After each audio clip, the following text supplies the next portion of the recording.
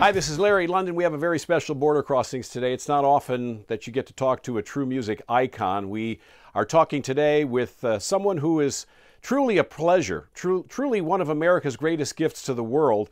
We welcome Dolly Parton to the Voice of America. Well, thank you for having me. I'm out excited about a new project I have called I Believe in You. It's my first children's album. It's not only your first children's album, it's your 44th album. So, wow, that's, looking back, that's an awful lot of music you've been putting out over the years. 50 years, I think, is how many years? I think so. I did my first album 50 years ago, and someone told me that. Doesn't seem like it. But that was an album called Hello, I'm Dolly, and Hello, I'm Still Dolly. And now I got a children's album. I've loved children's songs for years. I've been writing all these years for my nieces and nephews and other people's children, writing songs for the Imagination Library and the books that we give away.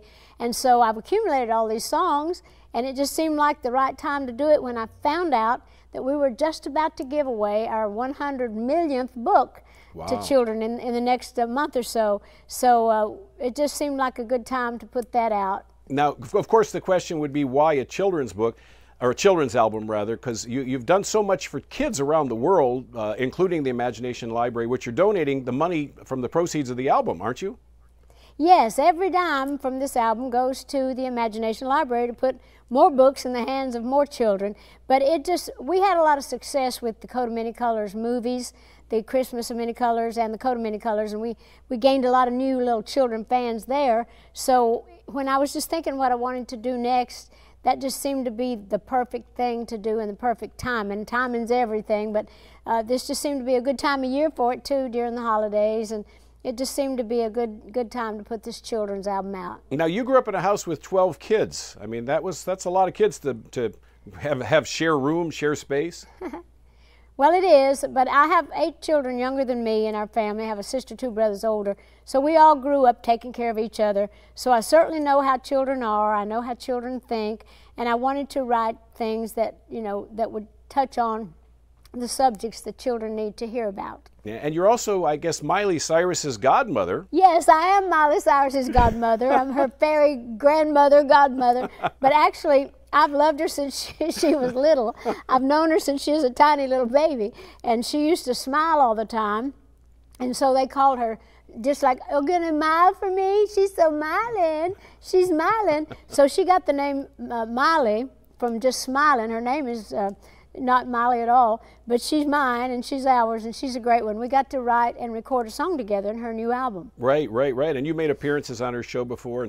But, I got to ask you, it's interesting that you're releasing the album on October 13th, because that's Friday the 13th. Are you suspicious? Oh, well, I didn't realize October 13th was a Friday. Yep. But I guess it is, but that's good luck for me. I don't believe in bad things, so that'll have to be a good thing, I think. Now, one other thing I wanted to ask you, last year you toured for the first time in 25 years. Is there any possibility that you might consider touring again soon in the near future, or do we have to wait another 25 years?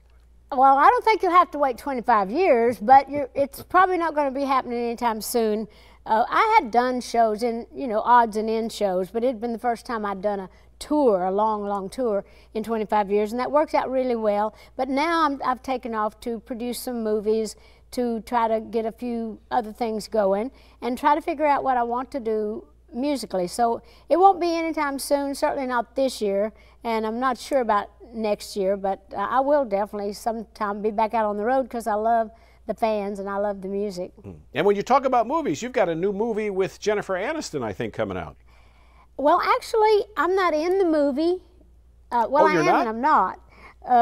But Jennifer is starring in the movie, and she's also producing it. But the story is about a little girl that was a big fan of mine, and she's a little overweight girl, and her mother, Jennifer Aniston, was a beauty queen of years back and still holds the beauty contest. And her daughter wants to be in the contest, and that's kind of a tricky thing, but she builds her confidence by listening through my songs and supposedly things I've said. So they asked me, since the story was kind of based on my music and me, if I would write some additional music, and the soundtrack will have a lot of my old songs in it and a few new ones that I've written, but I'm not actually in the movie. Oh, but she named her dog Dolly Parton. Yeah, she did, and I don't know if that's a compliment or an insult, but she says she's always been a fan of mine, and so I always take it as a compliment when people name their animals after me. Yeah, well, I'll name my next kid after you. How's that? I mean, oh, that would be great. That would be great. Because I love you, Dolly. You are loved around the world by so many people, and I know that you're going to be honoring Kenny Rogers coming up in a few weeks.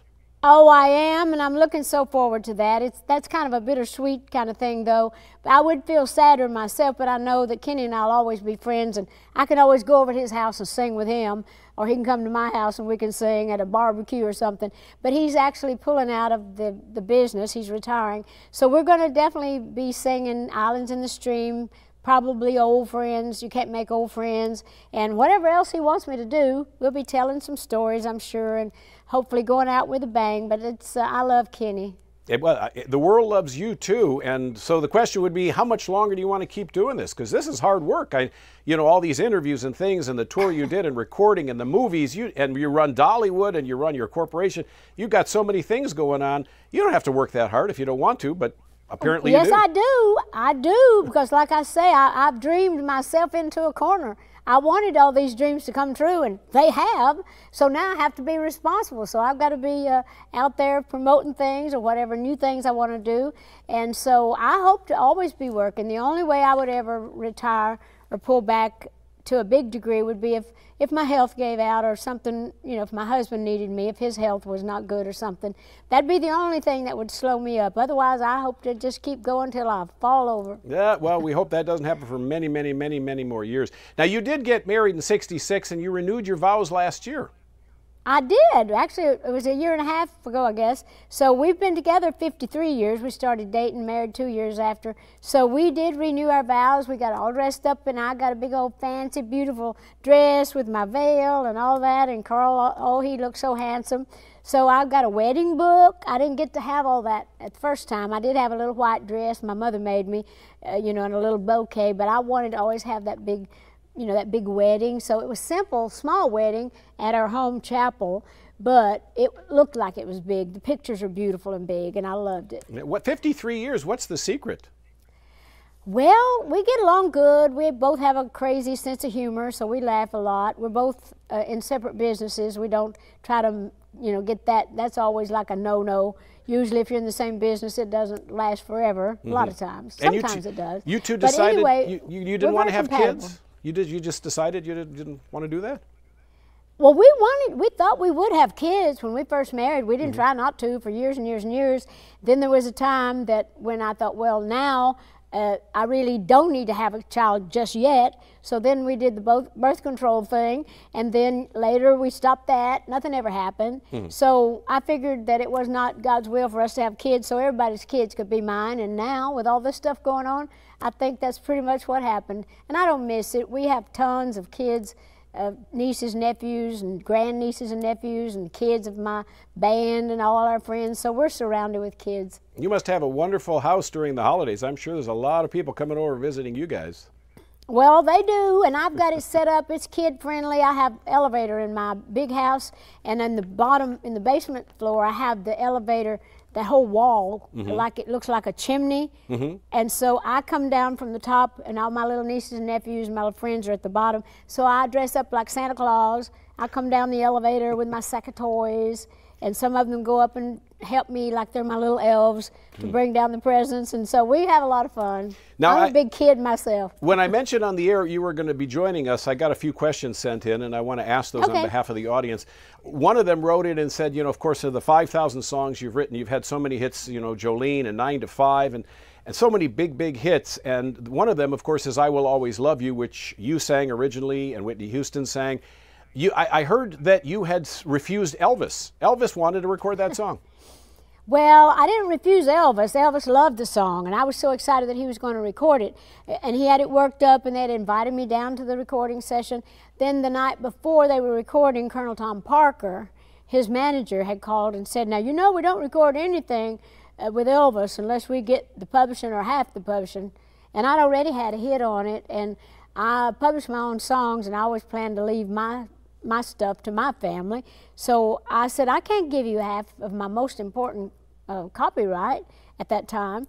And he said, well, we can't record it. And I cried all night. And just for years, I thought how wonderful that would have sounded. But it was not Elvis. But I am glad now that I kept the copyright. That's right. I'll always, yeah. So I'll always dream about, you know, how Elvis would have sounded on it.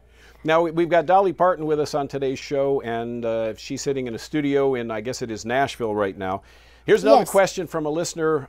Somebody in the military wrote in and wanted to know what's left on Dolly's bucket list, because you have done everything. No, I haven't done everything. I've got a lot of fun stuff I'd like to do. In fact, if this children's album does good, I'll probably do another one. I still would love to maybe put together a tour of children's songs and have some puppets and create some new big old, you know, outrageous looking fun things with great lighting and, you know, singing these songs. But I also would like to start a line of cosmetics, wigs, clothes. I've always wanted to do that. And I want to do more TV things. I want to do more music, of course.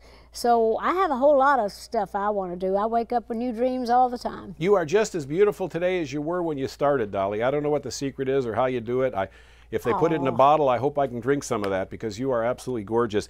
And you know, I mean, this album is so exciting. I mean, I believe in you. I have 2 kids, and you know, it's wonderful to be able to sing children's songs and to have somebody like you, Dolly Parton, singing these songs. And you wrote all the songs on the album. Yes, I did, and I loved singing those songs. I loved writing them because I wanted to also write things that would be really good tools, teaching tools for kids. I addressed things like the bullying and using your imagination, being loyal with your friends, and believing in yourself and knowing that you can try, you know, having your confidence. So I really tried to cover all the moods of children in the little I Am a Rainbow, using their moods and their feelings as colors. And so I really wanted to do something that was singable and fun and uplifting, and even wrote a couple of songs for sick children. I have one called Chemo Hero. My little niece Hannah had chemo when she was little. She's fine now. She's 29 years old, so she's definitely my chemo hero. But anyway, and the Brave Little Soldier goes along with other children having problems with divorce or whatever they may be going through. So it's been fun, and all the money goes to put more books in the hands of more children, because the money all goes right back into the library. Well, this is very exciting for you, a new chapter in your career, your illustrious career, 44th album. I Believe in You. It comes out October 13th. Dolly Parton, thank you so much for being on The Voice of America and for joining us today. Thank you. Thanks for having me.